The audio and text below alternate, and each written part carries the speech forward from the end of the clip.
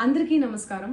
నిన్న ఏదైతే నా బర్త్డే పార్టీ జరిగిందో ఒక చిన్న ఇంట్లో పార్టీ లాగా ఒక ఫ్యామిలీ ఫంక్షన్ లాగా జరుపుకోవాలన్న ఒక ఉద్దేశంతో ఆ రిసార్ట్లో మా అమ్మా నాన్నల కోరిక మేరకు మా అమ్మా నాన్నలతో కలిసి మా ఫ్యామిలీ మెంబర్స్తో కలిసి నేను జరుపుకోవడం జరిగింది.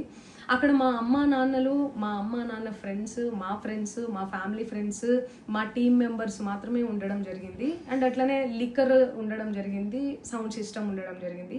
సో సౌండ్ సిస్టమ్కి లిక్కర్కి పర్మిషన్ తీసుకోవాలని చెప్పి నాకు అస్సలు అవగాహన లేదు, ఐడియా కూడా లేదు. అది అనుకోకుండా సడన్గా ప్లాన్ చేసుకొని వెళ్ళిపోవడం జరిగింది అక్కడ.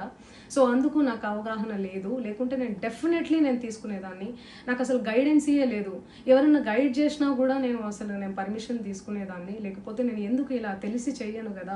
సో ఇదంతా ఇలా తెలిసి అయితే నేను తప్పు చేయలేదు, తెలియకుండా ఇది జరిగిపోయింది. అండ్ అక్కడ లోకల్ లిక్కర్ తప్ప అసలు వేరే ఏ ఇతర పదార్థాలు, మత్తు పదార్థాలు కానీ వాడడం అసలు జరగలేదు. అక్కడ దొరకలేదు కూడా, పోలీసులు సెర్చ్ చేసినా కూడా.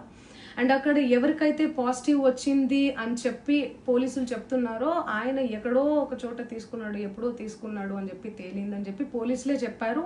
అండ్ అది ఇన్వెస్టిగేషన్ కూడా జరుగుతుంది. మేము కూడా పోలీసులకు కోఆపరేట్ చేస్తున్నాము.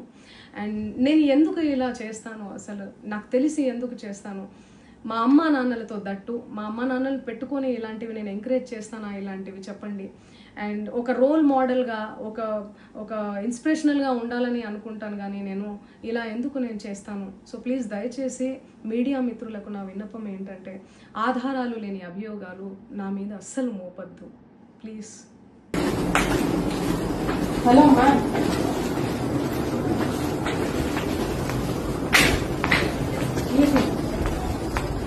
Excuse me, where are you going? Please. Hello.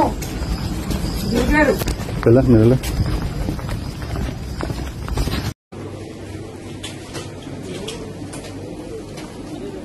Video stop చేస్తావా చేయవా?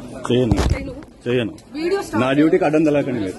నా డ్యూటీకి అడ్డం తెలకండి మీరు. నా డ్యూటీ ఎట్లా వస్తారు మీరు?